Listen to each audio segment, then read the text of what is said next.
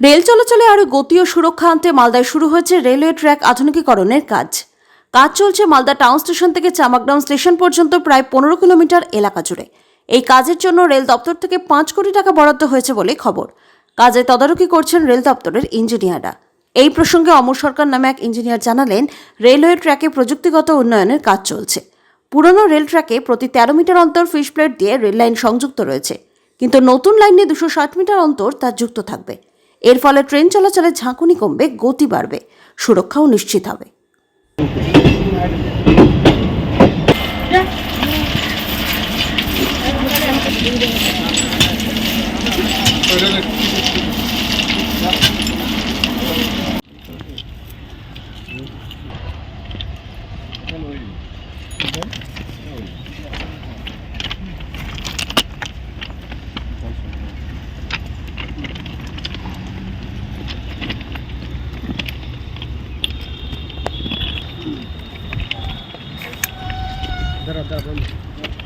মানে কোনো ডিফেক্ট আছে বা নাই, সাধারণত জেনারেলি খালি চোখে আমরা দেখতে পাই না। তো এর জন্য এটাকে দিয়ে ইউএসএফডি করা হয়। এটা ইন্টারনাল কোনো ফ্লো ডিটেক্ট করার জন্য।